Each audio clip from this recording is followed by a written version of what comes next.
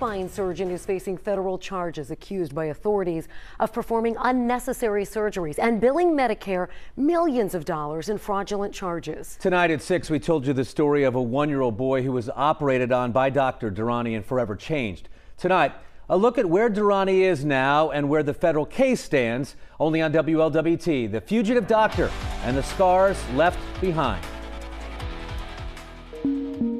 Dr. Atiq Durrani answers questions during a deposition taken on behalf of plaintiffs in civil lawsuits filed in Hamilton County.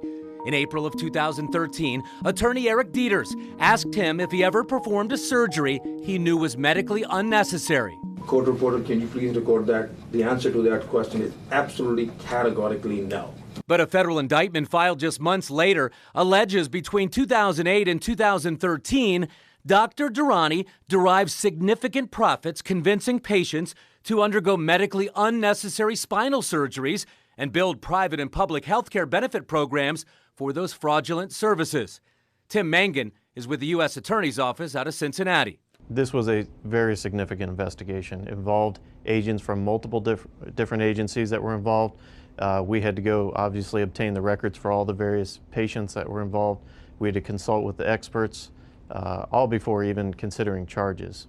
Charges like healthcare fraud. So we're looking at the underlying medical procedures that were done and whether or not there was a justification for those and whether or not he set up those particular operations through false pretenses. In other words, lying to patients. So as far as you're concerned, you believe that Dr. Durrani did several unnecessary surgeries? We presented to our experts and found a number of cases that are laid out there in the indictment of surgeries that we believed were unnecessary and fraudulent.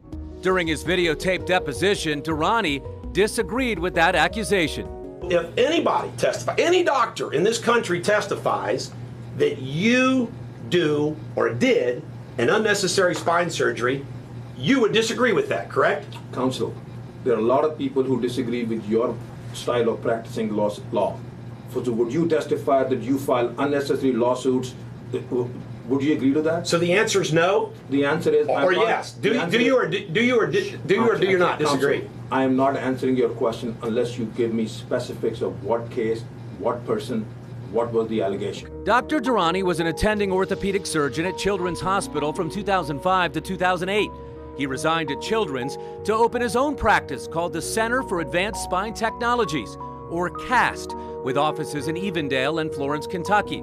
From 2009 on, he performed numerous spine surgeries through his private practice at hospitals all over Greater Cincinnati, with privileges at Christ, Deaconess, Good Samaritan, and Westchester Hospital. The U.S. Attorney's Office says over a 3-year period from February 2010 to late January 2013, Durrani's surgeries accounted for about $12 million in charges billed to Medicare.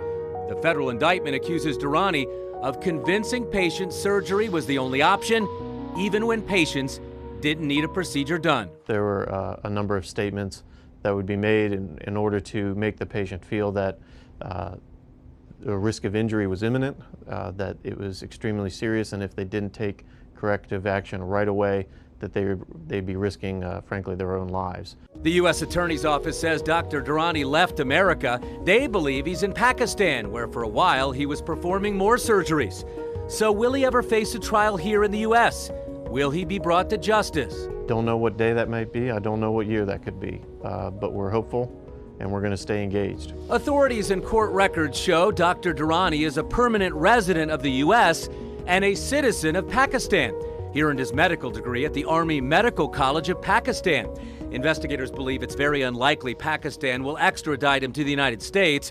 But after working with International Affairs, Durrani's name is now on wanted lists in countries all over the world. They're just hoping someday he leaves Pakistan and makes that big mistake that will help them catch the fugitive doctor.